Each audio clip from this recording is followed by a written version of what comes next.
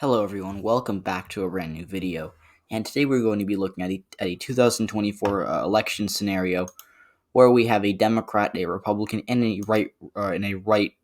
guess a center-right independent, which in this case is going to be Mitt Romney. But before we get started with this video, please like this video, subscribe to the channel if you have not already, and major announcement: I'm going to be posting an election night soon.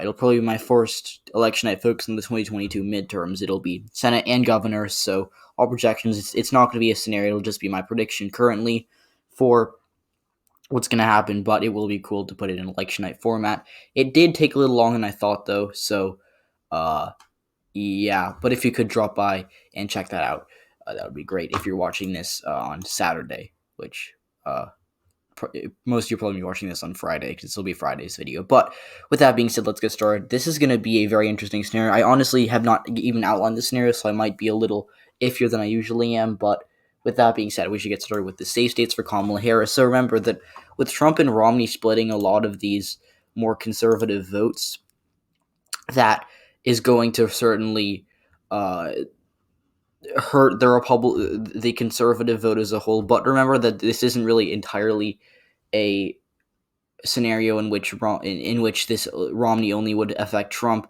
Romney would also likely take away at least a few suburban voters who went for Joe Biden in 2020 as a result of just being appalled by Trump's behavior, etc. But we should get started with safe states for Kamala Harris. She'd probably win basically all the borderline safe states for the Democratic Party. Um, I don't think Minnesota would be safe, and I'll get to that in a second. But Virginia would be safe, even though it's usually a likely state. I think New Hampshire would be safe. Then Maine at large, and the first congressional district. So Virginia, the suburbs are just growing too fast for the Republicans to come back there. Even in a best case scenario for them, they still probably lose it by 5 or 6. And with Kamala Harris being a decent candidate for the suburbs, I don't think that she'd even come close to winning it by less than 12 or 13 in a scenario where Romney and Trump are in the mix as well. New Hampshire is just a state that's very elastic, that has a Democratic lean. I could actually see Romney finishing in second place here because of Trump's, these more paleo-conservative Republicans aren't very well liked in the Northeast. In the Northeast, they like more moderate Republicans if they do vote for them. Like your Chris Sununu's of the world, Phil Scott, Charlie Baker, Larry Hogan, Susan Collins. It's a pattern, and there's a reason that we don't see these states electing governors that are like Ron DeSantis or Kristi Noem, that are very more Trumpian. So I think that with Romney in the mix, these states could be safe, as well as New Mexico and Colorado, but those are kind of already safe in and of itself. Now for Trump, he'd still probably carry Wyoming and Idaho safe.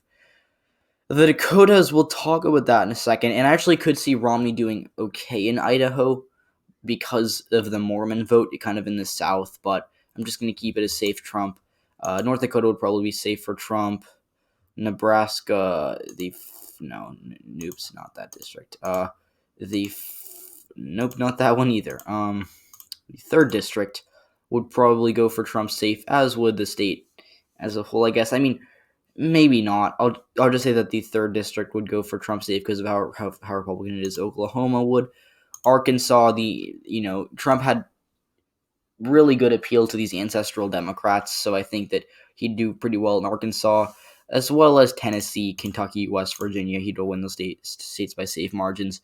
We have more populist ancestral Democrat voters that would really fuel Trump's campaign down there. So I think that's going to be it for the safe Trump states. Romney, I mean, he has a much worse path, I guess kind of a slightly worse path than Trump, but I'm going to go out on a limb and say that the first district of Nebraska would go for him by a safe margin. Maybe not safe, it might be like a likely margin, but I'll just put it as safe just for the sake of giving Romney at least one safe electoral vote here. And it's mostly because this district is an ex-urban district that is mostly ex-urban Omaha, plus a little bit of Lincoln. And generally speaking, exurbs are conservative, but they trended heavily to the left in 2020 and 2016 because they really, for some reason, didn't like Trump. Like, you can look at exurbs in basically every state; they essentially trended to the left, relative from like you look at these counties like Cherokee and Forsyth in Georgia, which are ex-urban counties in Georgia. They were counties that Trump won by like 30, that went for Romney by like 45 or 50. So I think Romney could do well enough in the exurbs to carry a district like this by a safe margin, but his appeal is so small that he wouldn't really do too well anywhere else. Nevada would go for Harris by a likely margin, as would Arizona. Romney could do some damage in the Maricopa suburbs in Arizona for Harris, but other than that, I still think she's fine, especially with Trump. Romney splitting the conservative Latino vote there. In Nevada, I just don't see Romney, or I think Romney does kind of well in the area close, like in Elko, White Pine, and in those areas of the state that are closer to Utah. He could certainly do better there, but in the more rural parts of the state, it'll be all Trump. So that Romney would do a good enough job of swaying some conservatives out here to give the state to Harris by a pretty solid amount, maybe 10 or 11%. She'd also probably win the Rust Belt by a likely margin, which gives her the election. Minnesota is really close to being safe, but I just put it as likely just because I think Trump could do really well in the rurals. Because rural Minnesota is kind of ancestral Democrat. Like we saw Colin Peterson serve as a representative there for a very long time. He even won re-election in 2018, despite the district being something like Trump plus 30. So, again, there are a lot of ancestral Democrats there that could really help Trump out. But I think that with that being said, it's still a state that Kamala Harris would do very well in, especially with Romney on the ballot again in this scenario. Wisconsin, again, similar thing to Minnesota, where the Rust Belt, Trump would do so well in the rurals and with these ancestrally Democrat voters that might have been working class voters that would have gone for Trump. That Romney would just have nowhere else to improve, giving the state to Harris. Like in Wisconsin, we could see, I guess, Harris doing well in the Democratic areas and in the suburbs, Romney doing well in the WOW counties, and then Donald Trump carrying basically the rural working class part of the state, which is kind of, the northern part over here. Then you go down to the working class areas down here. So yeah, Michigan, similar thing. Although I think the suburbs, Romney could hurt Harris a little in the suburbs, same with Pennsylvania. But these states, with Trump and Romney just splitting the conservative vote, it's just too much for them to overcome. She'd also probably win Georgia by a likely margin, as well as North Carolina, just because the black vote would be so much stronger for her. Because the black vote black voters are a huge part of the Democratic coalition, and Harris would have that to her advantage, obviously, whereas Trump and Romney don't have, they don't really have that advantage. So I think, or they didn't really have the advantage of having a solid base that they can rely on. So I think Georgia, North Carolina, because of the black vote, go for Kamala Harris, as well as Maine's. Actually, no, I'm not going to touch that just yet. Now, for our likely Trump states, I think that a state like South Dakota is a candidate for a likely Trump state. It's mostly because I think Romney could do a little better in the South with, maybe like oil workers and in the more urban parts of the state that voted for Trump but would have preferred Romney, or maybe the few suburban voters in Sioux Falls, kind of near the Iowa region, where connects, just Romney could do well enough within some of these South Dakota areas to convince me that Trump would win it by under 10 or under 12 in this case, but I think he'd win it by like 7 or 8, with Romney possibly coming in second. And then I think Trump would also probably carry Alabama by a likely margin, as well as Louisiana. Louisiana is a state that, has a lot of ancestrally Democratic areas as well that would come out for Trump, that would help him there. And Mississippi, but it would barely be, it would be like maybe a 4-point Trump state, but I'm just going to be generous to Trump because,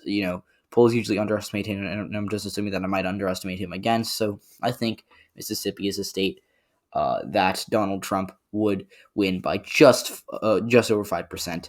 Then Indiana and Missouri, I'll go into live and I'll say they're likely. Missouri maybe not, but I think Indiana would, mostly because the Republican Party in Indiana has gotten very populist, and I think that with Trump having that populist appeal, there's not much room for Romney to take away. Because Indiana has suburbs, of course, which Romney could do well in, but the state's become so populous that I don't see Trump winning it by any less than 5, even in this scenario. So it's on the lower end of likely for sure, but I'm going out on a limb and saying it.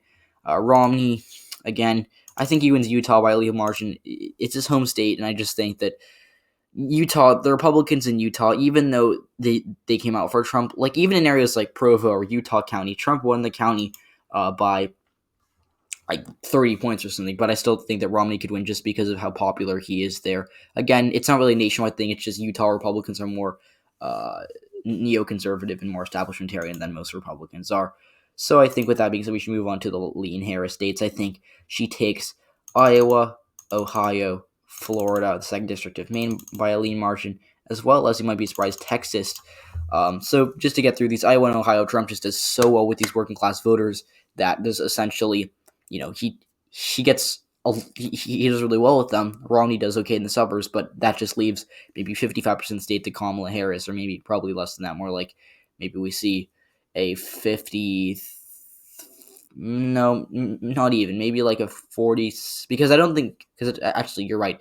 Or I don't know who he's talking to, but I think actually, um, Harris doesn't get more than 50% of the vote. She probably gets like 46 to 41 for Trump. And then Romney just does well with in some suburban areas of the state. That makes more sense. I don't know what I was thinking at the start. Again, I should have outlined this video. But yeah. So Iowa and Ohio, for that reason, they go for Harris by just around 5%. Texas and Florida, the Hispanics, again, shift to the incumbent's party. And Harris would have that benefit. And then with Romney and Trump, because Romney and Trump have appealed to different types of Hispanic voters, to more just socially moderate Hispanic voters, Romney can do well. But with, Hispanic voters who are more populist, I think Trump would take that away from Romney. So these states would be lean for Trump. Florida probably Harris +4, Texas play Harris +2 or 3. So yeah. And then for the lean Trump states, I think he carries the state of Alaska by a lean margin. It'll be interesting to see, because this is basically what's going to happen in the 2020 Senate race. We'll have a very right-wing candidate, in this case Trump, a more moderate Republican like Lisa Murkowski or Mitt Romney, then just a Democrat, Kamala Harris, maybe Al Gross, maybe Elise Galvin running in that race. So it'll be cool to watch. I'm just going to put it as lean for right now, because it's kind of where the Senate race stands in my mind, lean likely. But with that being said, I think it's important that we move on to another state that Trump would win by a lean margin, which is Missouri. I almost put it in the likely category, but I think that with the state in the suburbs just being so red at this point, like even the suburbs of St. Louis are like R plus 15 and 17. So I think that with that being said, Romney, even if he does well in the suburbs and takes away votes from Trump, it doesn't matter, because Trump can still win it by a little under 5%. Then when we go over to Romney doesn't have any lean states, by the way. Then when we go over to our tilt Harris states, I think she wins Kansas by a tilt margin. The suburbs Kansas goes to Trump by a tilt margin, because Romney takes away votes from her in the suburbs. Because the suburbs of Kansas actually went for Biden by 1%, because there were a lot of center right voters who just didn't like Trump. So I think that Romney takes away enough votes from Harris. The suburbs of Kansas are one of the few areas in the country where Romney would actually hurt Harris. So I think that Kansas goes tilt Republican. And then I think South Carolina and Montana go tilt for Harris. I think in that South Carolina goes for Harris because the black vote comes out for her and it dilutes whatever vote splitting occurs between Romney and Trump in a state that's red like South Carolina. It just gives it to the Democrats narrowly. Montana is the closest state, I think, and it goes for Harris because she gets the turnout that she needs from areas like Missoula, Butte, Bozeman, while Romney just splits more business friendly voter, because Montana is a state where there are a lot of business friendly conservatives who might not have liked Trump, and Romney has appealed to them. And then Trump just takes your more stereotypical Republican voters. So Trump comes in second in Montana, but Harris gets like 40%, 43% of the vote for Harris, 42% for Trump, and then the rest for Romney, which is like what? That's like only 5%. No, maybe it's like 40 for Harris, 39 for Trump, something like that. So this was a very weird scenario. I didn't outline this video, so if I talk too long, also, by the way, I forgot to mention that Nebraska at large goes for Trump likely, and then this goes for Harris safe. So if I talk too long, kind of cut myself off a bit, I'm sorry. This video is very last second. Also, I'm in a rush right now, so I might be talking too fast. But that's it for this video. If you enjoyed, like, subscribe.